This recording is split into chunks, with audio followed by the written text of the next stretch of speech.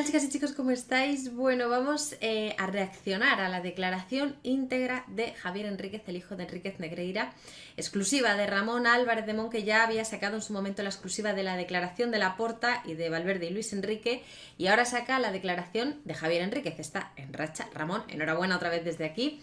Vamos a ir reaccionando a todo lo que dice porque es otra hora de declaración muy interesante y, como sabéis, aporta datos importantes a la investigación. Vamos a ir reaccionando y lo vamos a ir comentando. Venga, hay que decir que al principio no se escucha, él empieza la declaración y no se escucha absolutamente nada de lo que se está diciendo, y posteriormente lo voy a adelantar porque hasta el minuto 6 y pico no se lo escucha hacer nada. Lo contrario, como ha dicho el letrado. Vale. Lo he tenido que parar porque hasta aquí él está explicando cuál es su papel en las sociedades Nilsat y Dasnil 95, qué puesto tenía, etcétera, etcétera, pero no se escuchaban los micrófonos, no se estaba grabando el audio, había un problema informático y después de darse cuenta lo solucionan y a partir de aquí él vuelve a explicar qué cargo tenía en esas dos empresas y cuál era su función en esas dos empresas. Entonces, por eso lo he avanzado estos 7 minutos porque realmente al principio no se escucha nada. Empezamos. Es decir, en teoría, su explicación de Nilsat ni Dalsik no se ha grabado. Ahora parece que sí. Yo Sí, no, me oigo la voz, al menos. Sí.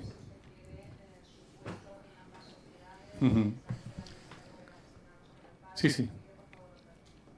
Mi relación con Nilsat, básicamente, es una sociedad, una SCP, que mi padre creó en 2005 y que a mí me puso con un 5% como accionista, aludiendo a que tenía que haber 2 personas en cada sociedad. De esa sociedad no tuve ni gestión, ni operativa, ni tarjeta, ni acceso a cuentas, ni apenas 0 conocimiento. Y la única relación que pude tener tenía que ver, cosa que he averiguado estos meses atrás, viendo documentación, que sí recibía unas cantidades mínimas y que entiendo que eran compensaciones por los impuestos que me suponían a mí o en mi renta el beneficio de las acciones, de ese 5% de acciones de esa empresa, teniendo en cuenta además que a la vista está, además facturó millones que yo desconocía. ¿Dasnil? Nilsat. Esto es Nilsat. Por eso digo, ¿Dasnil? Sí, me parece importante remarcar que de Nilsat no he cobrado ninguna cantidad de ningún tipo de beneficio nunca. Dasnil es una SL creada en 1995 y de la que mi padre me puso de administrador ficticio, figurante, del 2000 al 2002. En 2002 se puso él de administrador y luego estuve de administrador desde el 2004 hasta diciembre del 2018, aunque se firmó en notaría en febrero de 2019. En esa empresa tampoco ejercí como administrador, no dispuse de cuentas ni de los ingresos, tarjetas de crédito, cero. Desconocimiento absoluto también de cómo llevaban la contabilidad y lo que hacían. Mi única relación a nivel profesional es que en mis primeros años facturando a terceros, es la empresa que mi padre utilizaba para que yo facturara mis trabajos. Que fueron, como ejemplo, un trabajo de vídeos que hacía para el Comité Técnico de Árbitros, que a ellos era... ¿Puedo explicar en qué consiste, si quieren? Si usted considera que es imprescindible, por mí no hay inconveniente. Bueno, eran vídeos que yo hacía para el Comité Técnico de Árbitros, concretamente en aquel momento para el director técnico que era Díaz Vega, vídeos de jugadas, un cúmulo de jugadas, muchísimas jugadas, de varios temas que me decían de qué tienen que ser, de penaltis, de lo que querían trabajar luego, y las utilizaban a nivel didáctico con los árbitros. Y esto se daba pues para los stages o las reuniones técnicas que tenían. Eso lo hacía vía Dasnil. Esto lo facturaba Dasnil. Y luego, por ejemplo, también se facturó, por expresa intención de mi padre, el primer contrato que yo tuve como staff de la selección absoluta. Yo formé parte del staff técnico de la selección absoluta con Luis Aragonés, al que conocía de mi época en el Valencia como jugador y como técnico, también audiovisual del Valencia en el 94-95 por allí. Y el primer contrato que tuve con la selección, 2004-2006, también mi padre insistió, no sé por qué, y yo por supuesto que cedí, en facturarlo a través de Dasnil. Vale, si le parece ahora pasamos a Socercam. Socercam Sí. es una SL que constituí porque mi padre me comentó, yo había dejado de jugar a fútbol en el 2001, y me comentó que sería interesante que yo creara una sociedad para empezar a facturar progresivamente. Que no me preocupara, que la gestionaba, la contabilidad también corría a cargo de su oficina, que lo llevó a él, y esa sociedad ha sido, bueno, actualmente es 100% mía. En cualquier caso, yo he sido siempre el administrador, aunque no he llevado la contabilidad ni la administración de la empresa. Y es una sociedad que se ha dedicado principalmente a mis tareas, o sea, analista... Perdón, como administrador, ¿tenía usted la capacidad de decisión sobre la vida social, quiero decir? Sí. ¿Con quién relacionarse, con quién contratar, quién decidir? Sí, si bien es cierto que me parece muy remarcable para la causa, que, y descubierto por mí recientemente, que entre 2003 y 2005 hay una facturación que aparece y que yo constaté en el informe de la Guardia Civil de noviembre, de la que yo no tenía conocimiento en absoluto. ¿Qué se refiere a? ¿Lo recuerda? Sí, tiene que ver con una cuenta del BBVA, que concretamente que acaba en 3630. Es una cuenta que yo creo que es es la cuenta con la que fundamos la empresa y con la que firmé el primer ingreso que se hace de 3.000 euros, 3.100 euros o algo así, situada geográficamente al lado de la empresa de mi padre, para la que él tenía poderes y firma autorizada, además de mi mujer y yo, y es la cuenta con la que se hicieron unas facturas de las que yo desconocida y he desconocido hasta 2023 por la prensa y hasta 2024 por el informe de la Guardia Civil, y es una cuenta también en la que yo no tuve acceso, ni acceso por supuesto a extractos online, ni tarjetas de crédito, ni he extraído dinero, ni lo he ingresado, ni he manipulado, ni he participado de ninguna forma. De hecho, yo tenía absoluto desconocimiento de la existencia de esa cuenta. Como veis, de momento, en la declaración, Nilsat, Dasnil y Socercam un poco más, pero sobre todo las dos primeras, se desentiende completamente de todo. O sea, se desentiende de la gestión, de la facturación, de lo que había que hacer, de lo que había que decidir. Incluso pone sobre el foco que incluso Socercam tenía cosas que él mismo no sabía. O sea, que básicamente todo lo gestionaba el padre, todo lo realizaba el padre y le descarga toda la responsabilidad al padre. Interesante esto, ¿eh? Desde el 2006, año en el que esa cuenta también se cerró, también lo he sabido ahora, el gestor de Socercam siempre he sido yo. Independientemente de que mi mujer también ha figurado como en alguna ocasión como administradora. ¿Socercam tiene o ha tenido relación con el Fútbol Club Barcelona? Socercam, sí. Directamente... ¿Ha trabajado Socercam para el Fútbol Club Barcelona? Socercam ha hecho trabajos cuyo destinatario final era el Fútbol Club Barcelona. Correcto. Solo a través del señor Contreras y sus empresas. Eso vamos poco a poco, vale, si le parece. Pues sí, a partir del 2012-2013.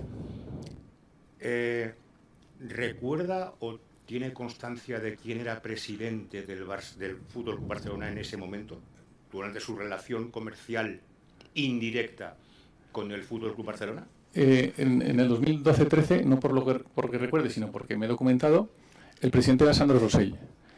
Y poco después lo fue el señor Bartomeu. El objeto social de Socercam, dentro de esa relación que tuvo usted indirecta con el Barcelona, ¿cuál era? Es decir, ¿qué objeto social o qué parte del objeto social justificaba su relación, sus trabajos para el Barcelona?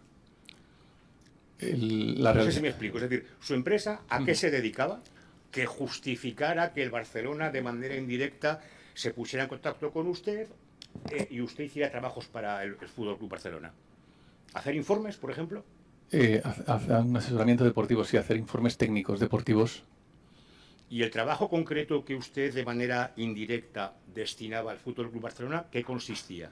En informes técnicos arbitrales y análisis arbitrales. Árbitros de semana en semana para el primer equipo, también para la segunda división B. Sí, es decir, lo que hacía Socercam indirectamente para el Fútbol Club Barcelona, a través de las empresas del señor Contreras, era hacer informes de los arbitrajes que iban a recibir, tanto el primer equipo como el segundo, hacer análisis de los partidos una vez jugados, unos análisis mucho más simples, en los que lo que hacía es, con la mayor objetividad posible, valorar si las decisiones tomadas por el árbitro habían sido correctas o incorrectas, o eran susceptibles de duda. Luego también se hicieron vídeos, sobre todo en la fase inicial de esa colaboración, las primeras temporadas. También incorporar alguna comparativa con decisiones tomadas, sobre todo con el Real Madrid. También hubo análisis a Real Madrid y Atlético de Madrid en sus inicios también. Básicamente eso. Los informes arbitrales además estaban compuestos por información personal de todo lo que a lo que tuviera acceso de forma pública y de forma a nivel de prensa, a nivel de webs, o sea, todo lo que podía ser conocido y podía ser de cierta relevancia.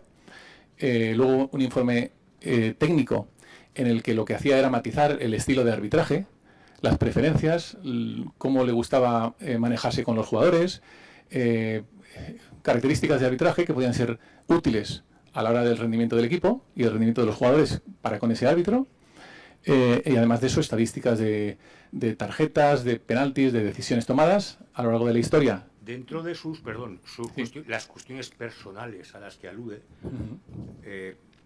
¿recuerda usted si también estaban sus gustos, hábitos, costumbres? Cualquier elemento que yo encontrara en las redes sociales, en alguna página web, si merece oportuno, pongo algún ejemplo. Los árbitros andaluces, en aquella época, había páginas web de gente de Andalucía a la que sí respondían y hacían entrevistas. En esas entrevistas, si yo, por ejemplo, veía que figuraba el lugar en el que entrenaba, o si tenía mucha relación, o si a lo mejor daba clases en su comité técnico territorial, o cualquier elemento de estos también lo aportaba. Y, a ver, personalmente puedo entender la parte técnica, pero la parte personal, ¿qué sentido tenía? Bueno, al Fútbol Club Barcelona, ¿por qué le podría interesar, si usted habló de ello o comentó con alguna parte del Fútbol Club Barcelona, los hábitos o costumbres o cuestiones personales de los árbitros? Claro. Al final, el hecho, yo trabajo como mental coach, tengo estudios de psicología, eso vinculado al arbitraje. ¿Qué es un mental coach? Es algo bastante parecido a un psicólogo deportivo. Y mi objetivo como mental coach es optimizar el rendimiento de mis clientes, sean jugadores, entrenadores, árbitros, aunque ahora ya no, o clubs, y generar bienestar. El hecho, y está demostrado, es que cuanto mejor y más bienestar tiene una persona, mejor rinde. El FC Barcelona es un equipo que cuando se ha enfrentado a la mayoría de equipos es superior. Es el primer interesado en que los arbitrajes que recibe sean justos y acertados. Es decir, al FC Barcelona le interesa recibir arbitrajes óptimos, lo mejor, todos. El mejor rendimiento del árbitro posible. Perdón, no es... A ver. Está a todos, ¿no? Estamos de acuerdo que todos los equipos le interesa recibir un arbitraje óptimo. Creo que se lo está diciendo ahora el fiscal. No quiero yo tampoco, pero también al Madrid, al Osasuna, al Sevilla, bueno, o al Celta. No igualmente, no igualmente, porque el FC Barcelona o el Madrid son superiores al resto. Es una cuestión estadística y de resultados. Bueno, eso es discutible. Bueno, Ya, perdón. Perdón. Sí, bueno, lo que quiero decir es que el FC Barcelona o el Real Madrid entran más veces en el área, generan más ocasiones de gol, o sea, generan más situaciones susceptibles de que el árbitro esté ajustado, esté rindiendo al máximo. Es una cuestión de rendimiento. Todo lo que sea facilitar el bienestar del árbitro, a mí me parece admirable. Y luego mi pasión personal y respeto por el mundo arbitral y por los árbitros siempre ha hecho que en la medida en la que pueda ayude a que se genere bienestar, a que se les respete y a que se les trate bien. Entiendo. Pero es que esto son cuestiones de todos los equipos. O sea, recibir un arbitraje óptimo lo quieren todos. Que todos tengan bienestar lo quieren todos. Es que esto no sinceramente. Pero con esos informes, es decir, el equipo que lo recibe, el Fútbol Club Barcelona, ¿en qué podría mejorar el bienestar del árbitro?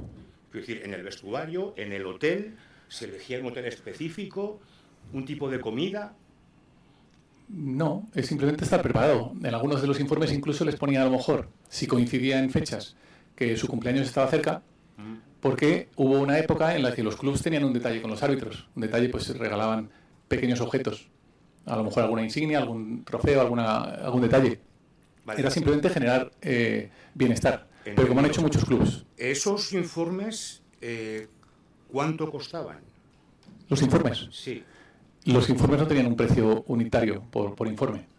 Lo que yo pacté en su día con el señor Contreras era una cifra anual, global. ¿Y esa cifra era en torno a? En torno a 70.000 euros. 70.000 euros. 70.000 euros anuales. Anuales. Sí. Ahora sí le... Esta es una de las claves. Y esto ya lo sabíamos. Él declaró que él cobraba 70.000 euros anuales por los informes. De ahí a 8 millones y pico. Esta es la clave. Pregunto, ¿ese pago cómo se realizaba? ¿Cómo se llevaba a cabo? ¿El Barça le pagaba directamente a usted o había alguien interpuesto? Mi interlocutor con el club siempre fue el señor Contreras. Y el señor Contreras, una persona muy mayor, gestionaba la facturación, entonces me decía él exactamente cuándo tenía que recibir, qué tenía que poner en la factura, qué cantidad tenía que poner en la factura, a qué meses correspondía, entendiendo que ya se iba a ir acumulando para hacer a lo largo del año o de cada temporada ese total de 70.000 euros. ¿Quién entregaba los informes? El señor Contreras. Yo le entregaba impresos los informes. Normalmente le daba una copia extra a él, se la entregaba o en una cafetería cerca de su casa, en Gavà, o con mucha frecuencia en varias épocas en el Princesa Sofía, en la cafetería del Princesa Sofía, en alguna cafetería que estaba cerca de un despacho que él tenía en el... Qué clandestino todo, ¿verdad? O sea, me parece... Quedar en una cafetería para entregar unos informes que cuestan 70.000 euros, que son para el Barça, pero que en realidad... había una empresa interpuesta, como todos sabemos, ¿no? Que es la de Contreras, que es Tresep, 2014, si no recuerdo mal. Qué ocultismo en todo, la verdad, me sorprende muchísimo. Dentro de Barcelona, y era una exigencia de la forma de operar. Él lo quería impreso en papel, en mano. Además de eso, en la medida de lo posible, si tenía tiempo, me pedía explicaciones y tomaba anotaciones en el informe, porque entiendo que a él le gustaba llevarlos, entregarlos en mano y además demostrar que sabía de lo que iba y que a él le gustaba dar explicaciones si le preguntaban. Eran informes para el primer equipo. Normalmente el paquete de contenido físico impreso constaba del informe al primer equipo, por duplicado para él, el informe al filial, por duplicado para él, y las hojitas con el análisis de los partidos, es decir, de las decisiones que se habían tomado la semana anterior. Y creo que, bueno, eso se lo entregaba a él. La facturación, que es de lo que hablábamos, también impresa, o sea, las facturas impresas en mano a él, y eso era normalmente, pues... Después ya eso lo facturaba el Fútbol Club Barcelona. Eso, claro, yo entiendo que sí, eso lo facturaba, él se lo facturaba al Fútbol Club Barcelona. ¿En algún momento tuvo usted contacto directo en este trabajo, quiero decir, con algún representante del Fútbol Club Barcelona al que le entregara informes o que le dijera algo sobre los informes? O vete por aquí, vete por allá, haz esto, haz lo otro. Interactuar hablando de los informes, sí. Puntualmente con el señor Albert Soler, para comentar algún detalle técnico, pero pocas veces. Con el señor Bartomeu creo que no, pero no lo recuerdo, si alguna vez en las que coincidimos por el estadio, día de partido, me pudo hacer algún comentario. Luego con el señor Gerard López, por ejemplo, del filial, sí que... Cuando era entrenador del filial. Cuando era entrenador del filial en segunda A, ahí sí que tuve contacto porque nos conocíamos de la época en el Girona. Yo estuve como mental coach en el Girona años atrás y en alguna ocasión se lo entregué en mano a él. Me consta además que los utilizaba y mucho. y no recuerdo ahora a nadie más. ¿Usted recuerda haber declarado en la policía, en la unidad de policía judicial de Fiscalía, Sí. sobre los informes, el precio? Decía usted que estaban en torno a 6.000, 7.000 euros mensuales. Uh-huh. ¿Cuántos se entregaban? Es decir, cada partido del Fútbol Club Barcelona en casa había informe, o en casa y fuera, o era también con la Copa de la Champions o de la UEFA o de lo que jugara el club. Todo lo que jugó. ¿También con árbitros extranjeros? Sí, lo que no había, con los árbitros extranjeros lo que no había era informe del árbitro extranjero. Es decir, había análisis del partido y del arbitraje, no había informe del árbitro extranjero. ¿Cuánto calcula más o menos, cuántos informes podría, como media, entiendo que depende de los partidos que jugara ese mes el Barça, pero en torno a uno a la semana, 2 a la semana? Mínimo, en época en la que están en activo por liga, Mínimo liga. mínimo 2 por semana, porque corresponderían al partido del primer equipo y del segundo. Y luego a partir de ahí, si se jugaba Copa, si se jugaba incluso Copa Cataluña, si se jugaba Champions, incluso los partidos amistosos, si en función de si eran de pretemporada y empezaban a ser importantes, pues ya hacía informe. En total, unos 800 informes, en total, en todo el trabajo, entre 2012-2013 y 2017-18, y luego 800 análisis, o sea, más de 1.600 documentos. ¿Cómo acabó su trabajo para el Fútbol Club Barcelona? Bien, los últimos meses, que bueno, a partir de 2018, principios de 2018, el señor Contreras ya me iba comentando que sospechaba que pudiera acabar el trabajo porque el club tenía problemas económicos. Entonces, y además es algo que yo en el fondo, pese a hacer un trabajo que hacía de buen grado y para lo que me considero muy calificado, para mí también empezaba a ser un alivio, porque la forma de trabajar es cierto que no me gustaba.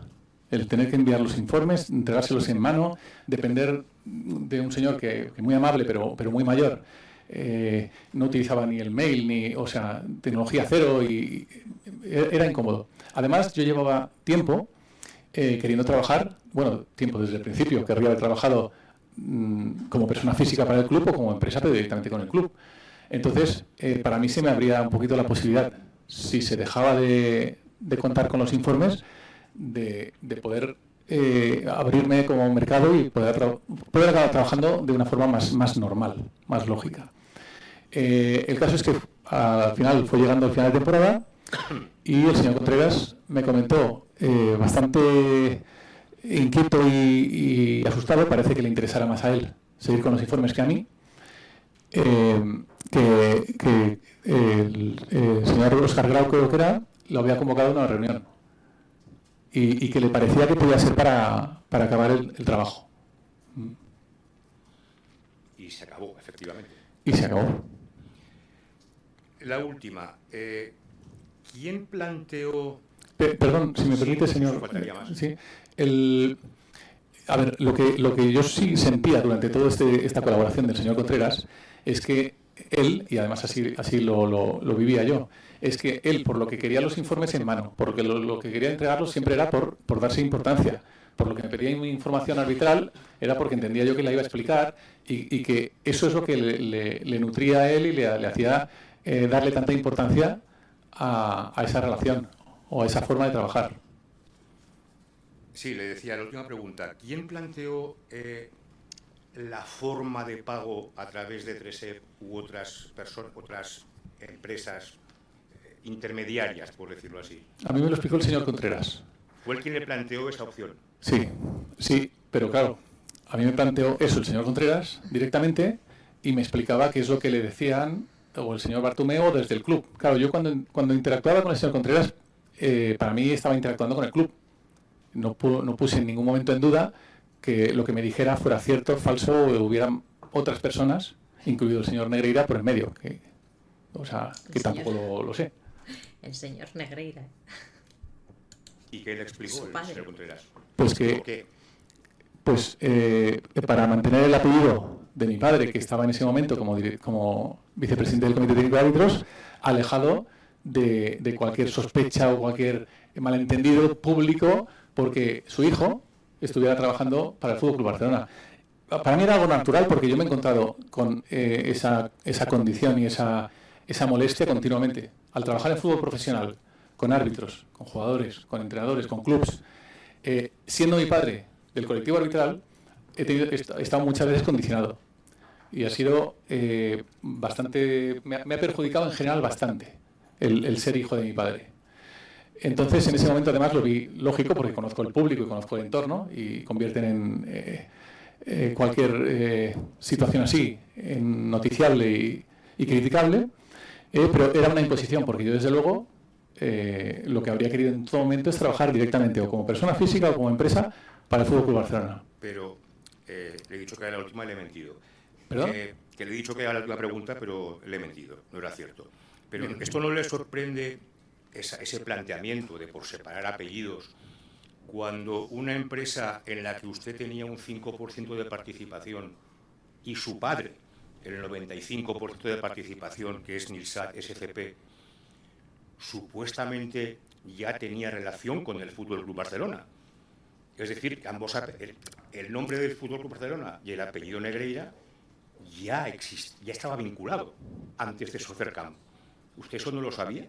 Claro que no. Participando el 5% Nilsat, ¿no tenía ni idea de lo que Nilsat hacía? Participando el 5% de Nilsat, no tenía en absoluto ni idea de que mi padre, a través de Nilsat, a través de Dasnil, o incluso a través de Socercam, entre el 2003 y el 2005, hubiera facturado ni un euro al Fútbol Club Barcelona. Además, era algo impensable, porque mi padre, por ética personal, y lo que ha vendido siempre, y lo que me ha explicado a mí siempre, cuando surgía una posibilidad de por qué no trabajas, o por qué no le vendes gorras, o le vendes banderines a este club, o le vendes... No puedo trabajar con ningún club de fútbol, porque soy vicepresidente del Comité Técnico de Árbitros. Y era algo antiético. Cuidado, Esto ya también se había filtrado, que el padre le había dicho, en teoría, que él nunca trabajaría para un club siendo vicepresidente del Comité Técnico de Árbitros. Cuidado. O sea, me sorprendió, por supuesto. Y es algo que descubrí primero en 2021. La primera vez que yo vi el nombre del Fútbol Club Barcelona en una factura de Dasnil fue en 2021, con motivo de la inspección de Hacienda que era sobre los años 16-19. Y ahí solo supe que había facturado entre el 2016 y el 2019. Ahí el cabreo mío fue importante, pero me centré en convencer y explicarle y argumentar ante la inspectora de Hacienda que yo no tenía nada que ver, que no sabía nada y que además no gestionaba esa empresa. Y luego me enteré en diciembre del 2022, tras una llamada de la SER, que fueron los que sacaron la noticia, que mi padre había facturado desde mucho más atrás, desde 2001, 2002 o no sé exactamente la fecha. Perfecto. Y esto fue en el 2022. Pues muchas gracias, nada más.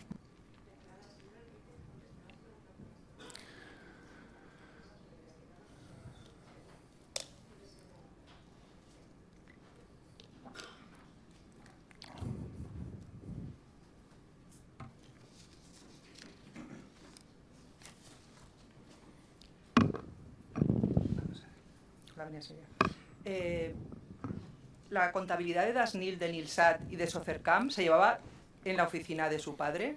Sí, absolutamente. Todo el tema de preparación de impuestos de estas tres sociedades se llevaba allí.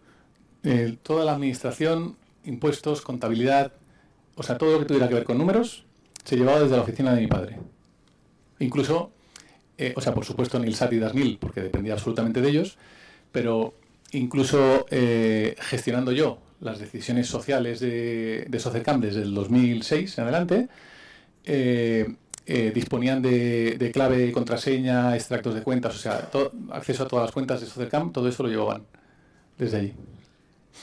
En todo el tiempo que usted fue administrador, al menos formal, de Nilsat, supongo que debió firmar algún tipo de documento. Debieron pedir que firmara algún documento. Sí, de forma puntual me pedían que pasara a firmar o bien por la gestoría o bien cuando se abría alguna cuenta, que normalmente estaban en sucursales situadas cerca de donde tenían la sede, las oficinas, y me pedían que firmara, sí. Pero muy de forma puntual, una vez al año. Porque 2 su padre veces al tenía año. poderes de estas sociedades, de INSAT. A pesar de que era usted administrador formal, su padre tenía poderes de estas sociedades del inicio. Su padre. ¿De qué sociedad? De DASNIL. Sí. Desde el principio Sí, tenía poderes. Poderes y control absoluto. En toda esta documentación que usted vio cantidades como las que aparecen en el cuadro este que está en la causa aportado por la Administración Tributaria. No, nunca. Esas cantidades, además, me habrían... Ella es la abogada de él, ¿vale? Después del fiscal, es ella la que le está preguntando a su cliente y evidentemente todo el interrogatorio, como veis, va dirigido a el padre. Mi padre tenía poderes, mi padre controlaba, mi padre hacía y deshacía, mi padre cobraba, mi padre todo, ¿no? Evidentemente, la estrategia está clarísima. Planeado. ¿Nunca vio magnitudes de esas características? No, tampoco observé nunca en ningún documento, porque me habría saltado la alarma, FCB, Fútbol Club Barcelona, Barça o cualquier cosa que tuviera que ver con ese club. Porque vuelvo a repetir que era impensable para mí que mi padre, por empresas, por sociedades, por suyo o de él personalmente, tuviera ninguna relación contractual o de facturación con el club. Mire, en la causa aparecen unas cuentas contables con una nómina en DASNIL a su nombre. ¿Usted cobró estas nóminas? Nunca he cobrado esa nómina. Además, esto tuve que justificarlo ante la inspectora de Hacienda, que corroboró y confirmó que yo no había cobrado esas nóminas.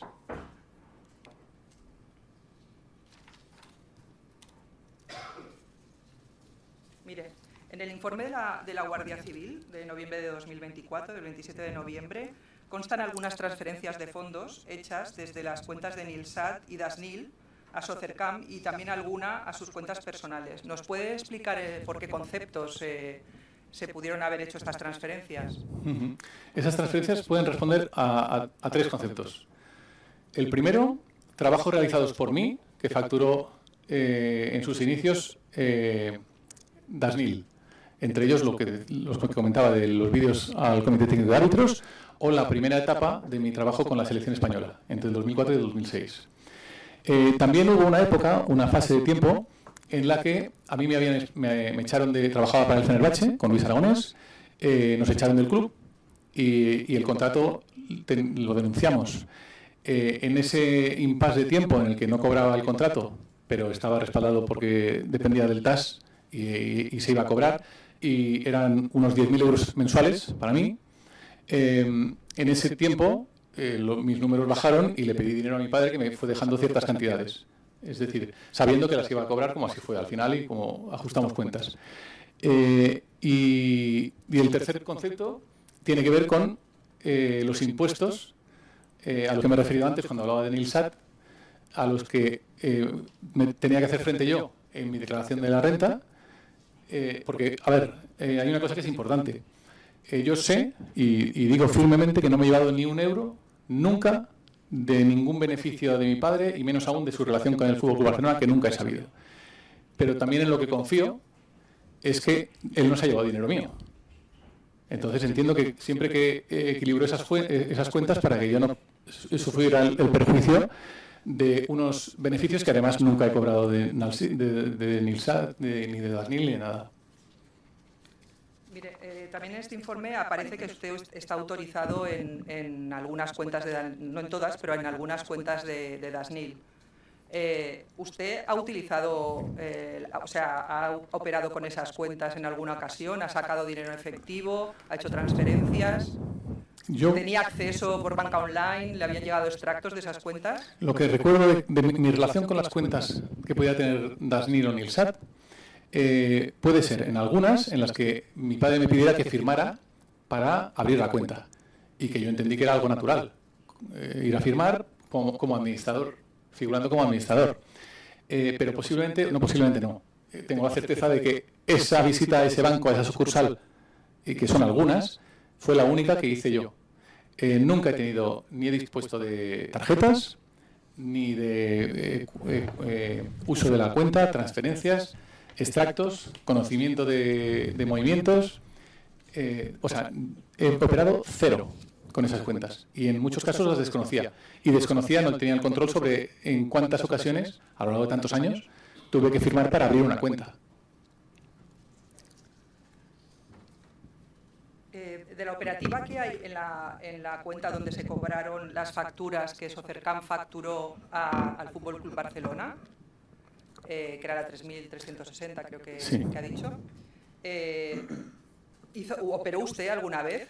Hay unas transferencias por unos importes aproximados de 130.000 euros, hay unas salidas en efectivo de 24.000 euros.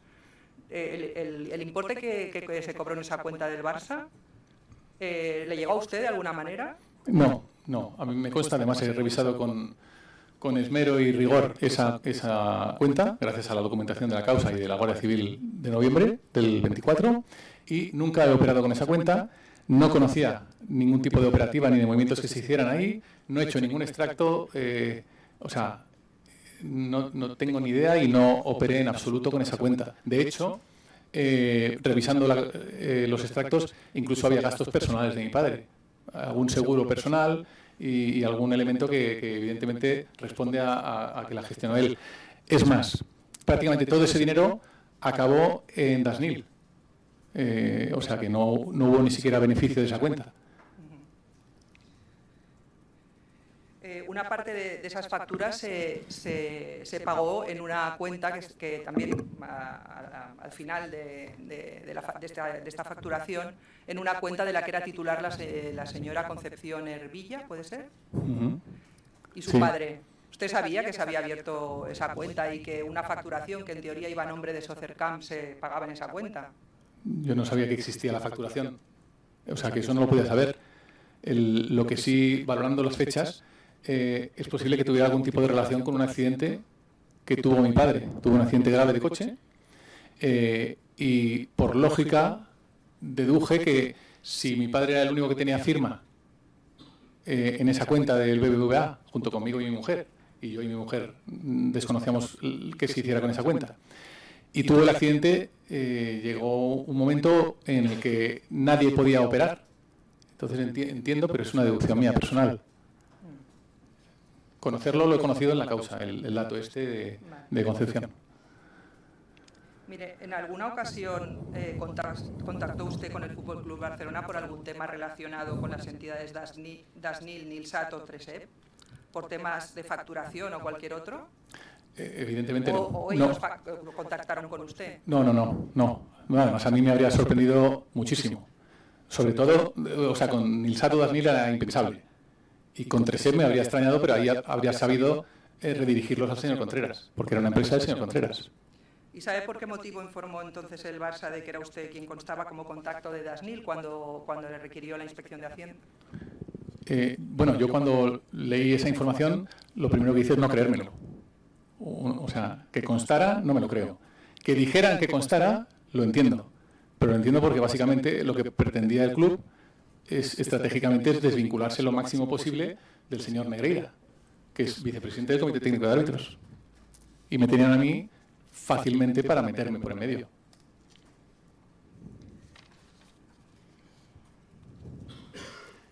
Mire, ¿cree usted que el hecho de que prescindieran de los informes en la temporada, estuvo desde la temporada 2012-2013 hasta 2017-2018? Sí, facturando desde enero del 2013, aunque el trabajo empezó en agosto, que no lo cobré, de 2012, facturé desde, por temporadas deportivas, desde septiembre en adelante, y la facturación fue del 13 al 18. ¿Usted cree que el cese de sus servicios tuvo que ver con que su padre cesara como vicepresidente del Comité Técnico de Árbitros en mayo de 2018? No lo creo en absoluto. Era un trabajo independiente. Las cifras, además, no tienen nada que ver en absoluto con lo que se ha visto y se ha demostrado que facturaba el señor Negreira con sus empresas. Y además, el señor Contreras ya me iba diciendo meses atrás que le parecía que la relación con el club, que los informes iban a dejar de hacerse porque tenían problemas económicos. Mire, usted tuvo una reunión el 10 de octubre de 2010 con el señor Óscar Grau, ¿y quién más estaba presente en esa reunión? ¿Y qué finalidad tuvo esa reunión? a medida que se fueron acercando los meses en los que yo ya veía que iba a acabar la relación contractual, yo lo que insistí con el señor... Era el 2018. En lo que insistí con el señor, sobre todo con el señor Albert Solé y puntualmente con el señor Bartomeu, es mi interés en mantener un trato y relación profesional laboral con el club. Entonces fui insistiendo.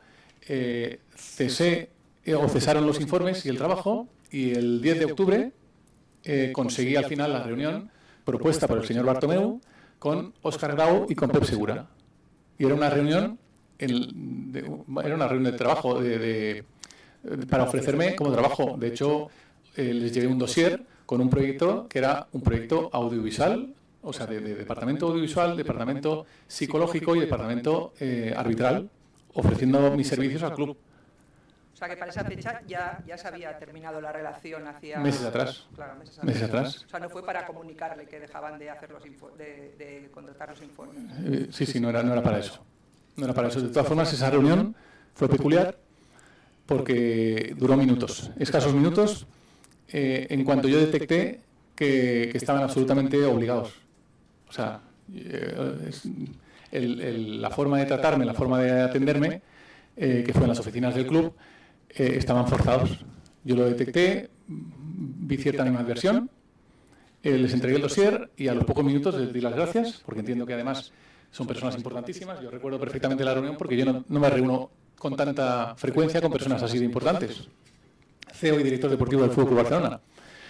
Cuando detecté eso, les di las gracias y concluí la reunión yo. ¿Se habló en esa reunión de alguna sociedad? ¿Se citó el nombre de alguna sociedad? No se mencionó en absoluto ninguna sociedad. Además, atendiendo un poquito a las declaraciones que he leído de los otros investigados, es imposible, no es una cuestión de memoria, de que yo no recuerde, es imposible que se mencionara, sobre todo Nilsat o Dasnil, porque me habría dado cuenta. A mí me habrían saltado las alarmas. No tendrían ellos por qué conocer el nombre de esas sociedades, como han dicho en las declaraciones. Es decir, que no se mencionó ni nombres de sociedades, ni cantidades o cifras, ni nada de nada. ¿Al señor Óscar Grau lo conocía usted de algo? No, sabía que era el CEO del Fútbol Club Barcelona, pero no me había cruzado con él ni le había saludado en la vida. ¿Quién había participado más en esta reunión? Pep Segura, director deportivo en ese momento, creo recordar, si no director deportivo, coordinador deportivo, un alto cargo a nivel deportivo.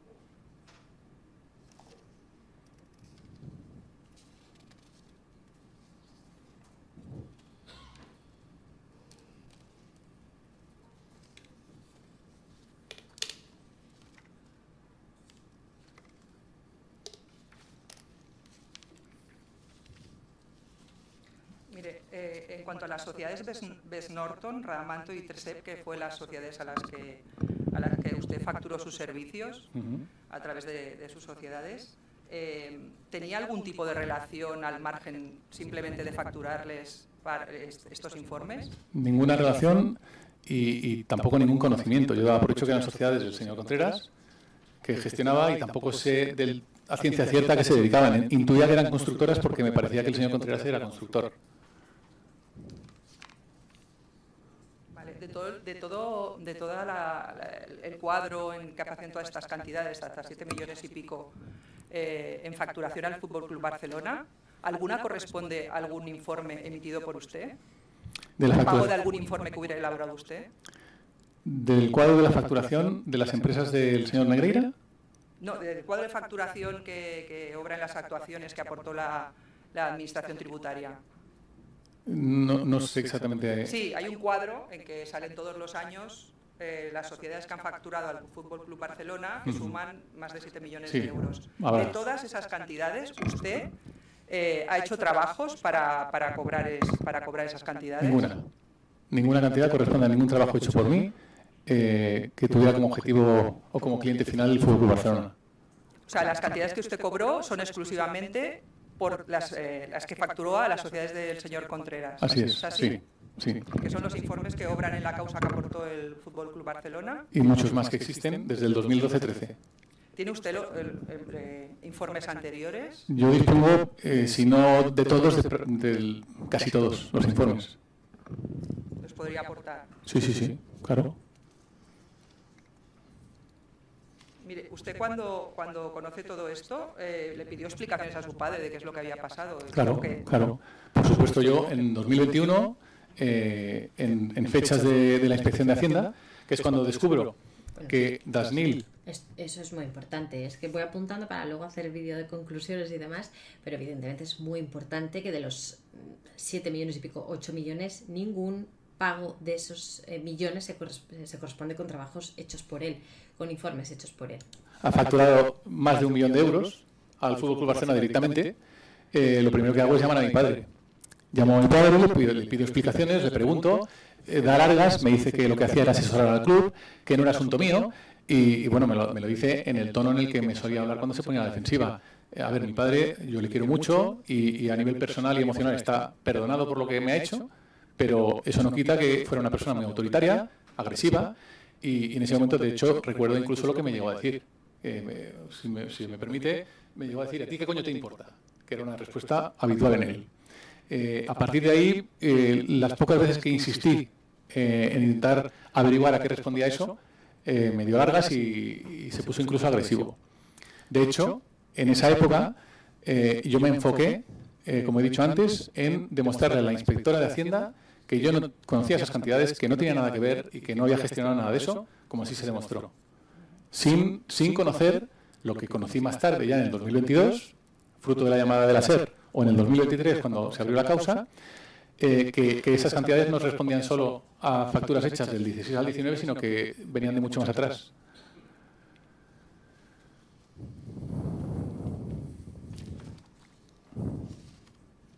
¿Conocía usted que el señor Contreras refacturaba estos informes a un precio muy superior al que usted cobraba?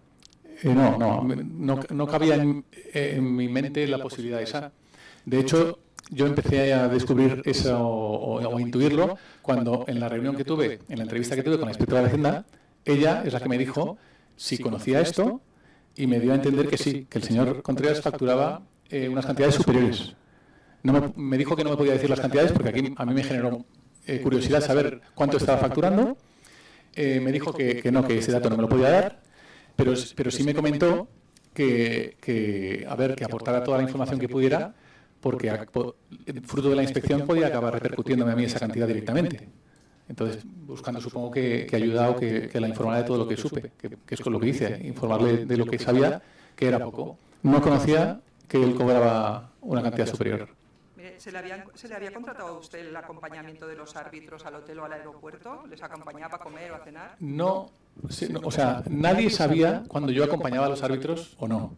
Eso responde a una voluntad mía personal, profesional, y a mi amistad, relación, vínculo con el colectivo arbitral, a mi admiración, a mi relación muy íntima con muchos, algunos clientes, otros no clientes, y luego además responde también a una estrategia profesional, fútbol profesional. Yo trabajo con futbolistas profesionales. Si a mí eso me permitía estar cerca del fútbol profesional, era maravilloso.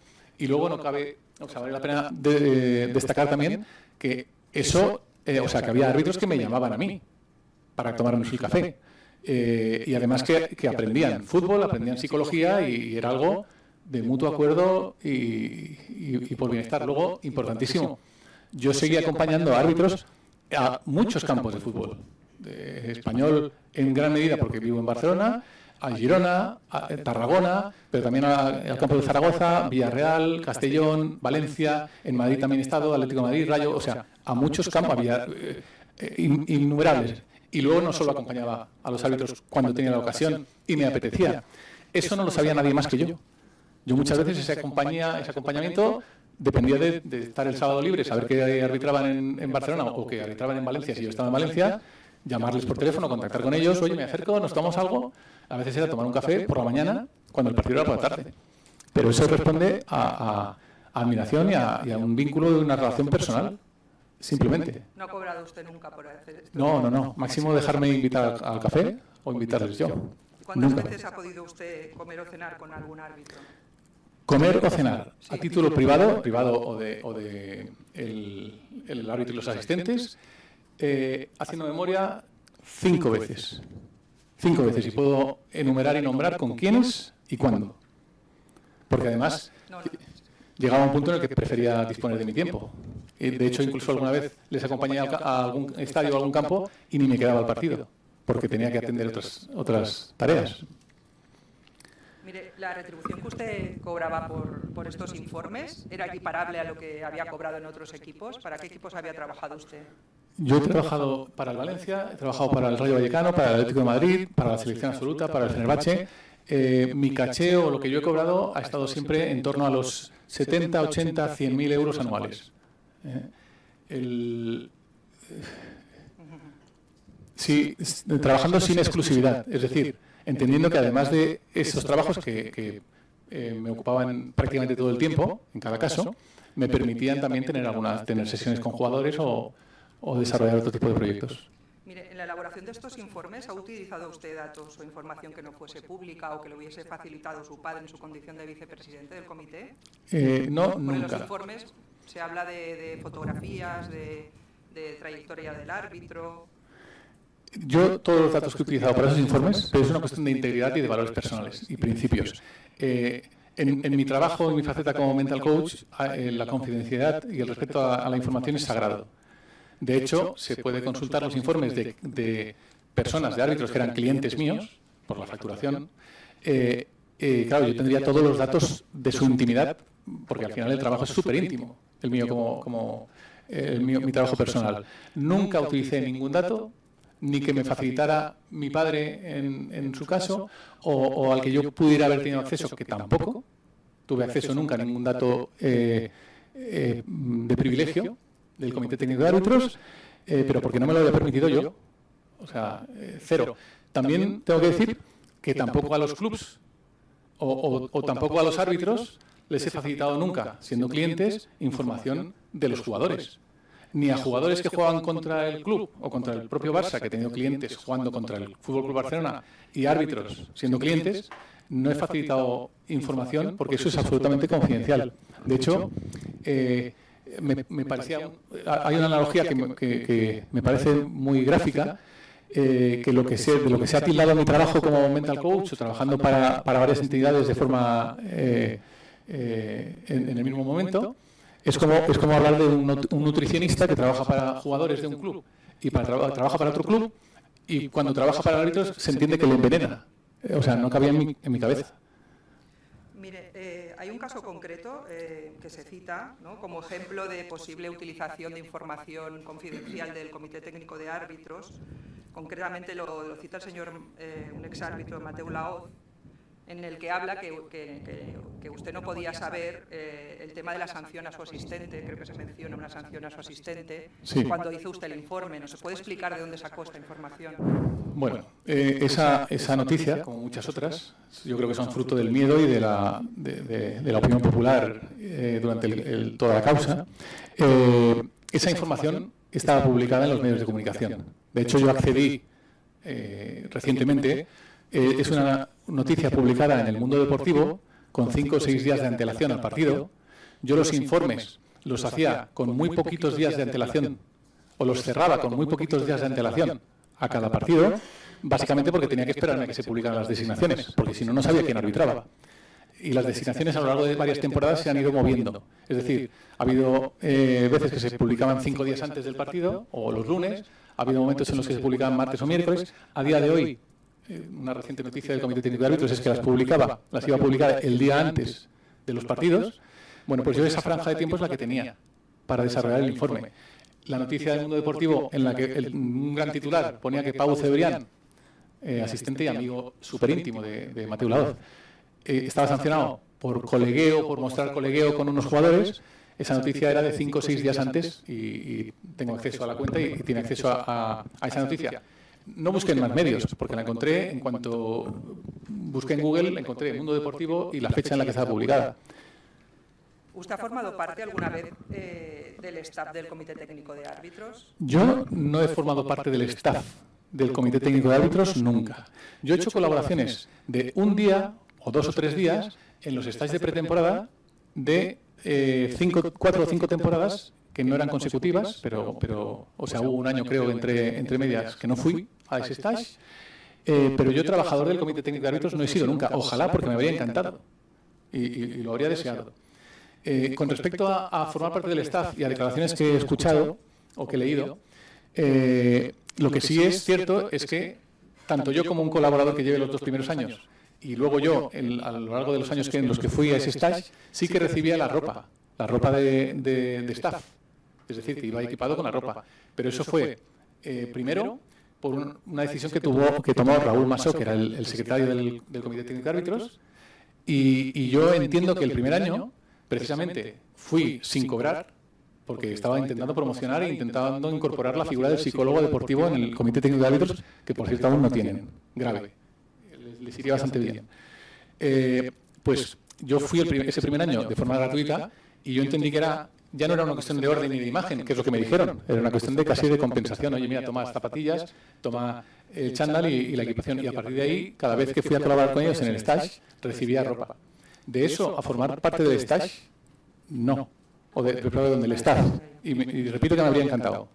¿Ha ofrecido usted sus servicios de análisis arbitrales y de partidos a más clubes o entrenadores? Sí, con frecuencia. De hecho, cuando he trabajado con entrenadores o trabajando actualmente con algún jugador, por poco que puedo les informo del perfil del árbitro, de lo que conviene, de lo que no, de si es un árbitro que permite mucha agresividad en el juego.